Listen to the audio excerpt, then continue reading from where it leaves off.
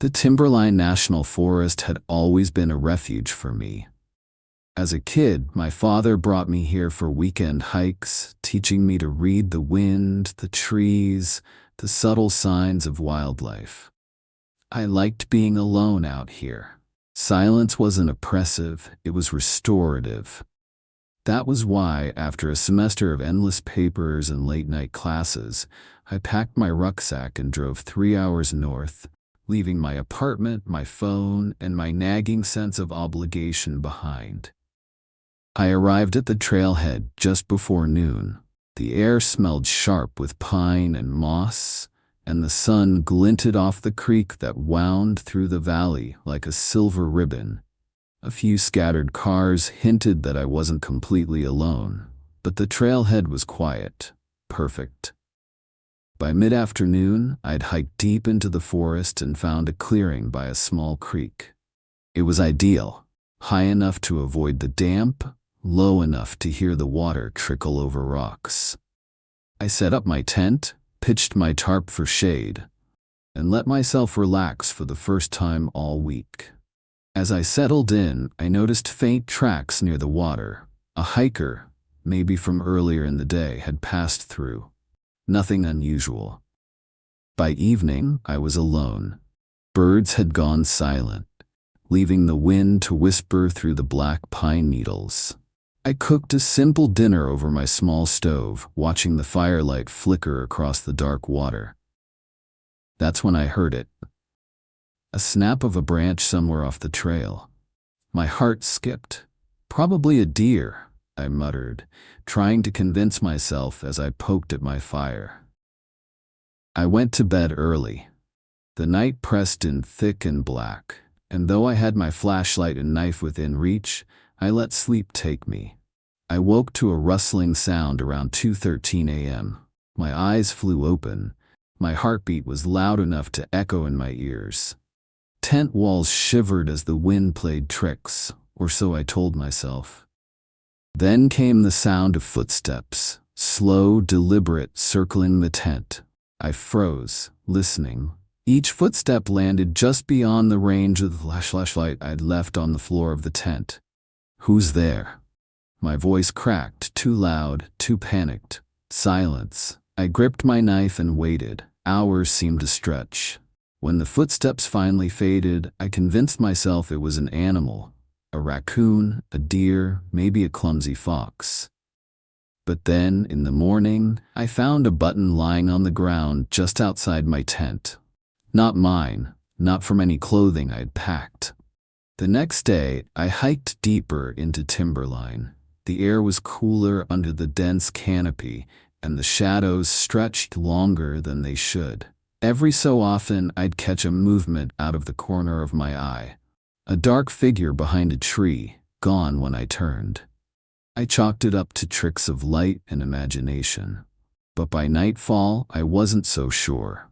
As I cooked over the fire, I saw it. A silhouette at the far edge of the clearing. A man, I thought at first, standing unnaturally still. I squinted, heart thumping. When I blinked, he was gone. No footsteps, no leaves rustling. Just absence. I didn't sleep well that night. The black forest felt oppressive, as though it had decided to close in around me.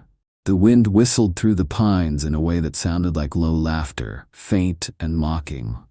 By the second night, the unease had evolved into something sharper. I didn't light the fire, too exposed, too obvious. Instead, I sat in the darkness, ears straining for anything. That's when I heard it, whistling, soft at first, a slow, eerie tune. I froze. The tune was familiar in its structure but alien in tone. Whenever I moved toward it, it stopped. Whenever I stopped, it resumed, coming closer each time. Hours passed. I barely slept. When morning came, I discovered my backpack moved 30 feet from the tent, unzipped, contents scattered, food missing, my extra jacket gone. Whoever or whatever had been here, had been inside my camp. Watching. Day 3. I moved faster now, constantly scanning behind me over my shoulder. The forest felt wrong. No birds, no squirrels, no rustling of leaves beyond my own steps. Signs of my stalker increased, broken branches, fresh boot tracks paralleling mine, gouges in tree trunks. At times, I thought I glimpsed movement ahead, always at the edge of vision. At night, I didn't bother with a fire. I couldn't risk it. I curled into my sleeping bag, knife within reach. Every hour, bare feet moved in the leaves around me, circling. Hours passed. I don't know how I stayed conscious. On the fourth day, panic set in fully. I was exhausted, dehydrated, and disoriented.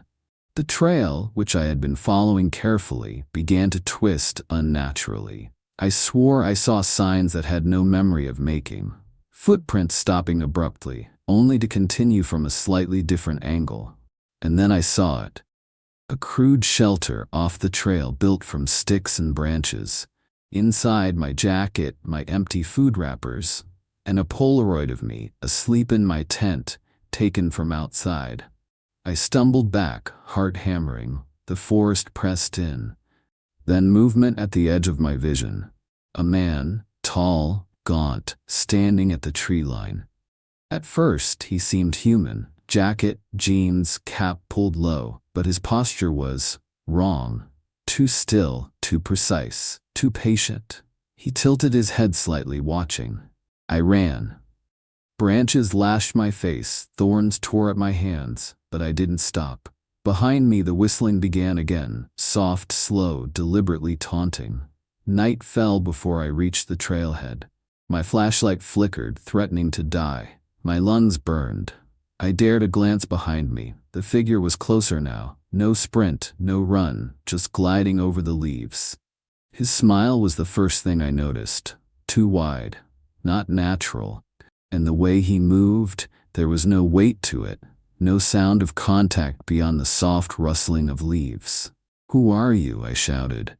My voice was ragged, desperate. He didn't answer, just tilted his head, whistling softly. I could feel his eyes, impossibly still, impossibly patient on me. And then, just as I stumbled into the light of the trailhead, I caught the shape of his hands. Long, thin, pale in a way that reflected no light. Fingers slightly bent, unnaturally, like the branches that had whipped my face earlier. He stopped at the tree line. He didn't run after me. Didn't call. He just watched, head tilted, that impossible smile still stretched across a face that was almost human, but not. I made it to the ranger station, breathless, nearly collapsing. I told them what happened. They took notes, offered me coffee, suggested I rest. No one else had reported seeing him. No one else had been on the trail that week. I left Timberline the next morning. But I can't shake it. Sometimes, late at night, I swear I hear the whistling. From the corner of my eye, I see movement just beyond the streetlights. I can feel those eyes on me.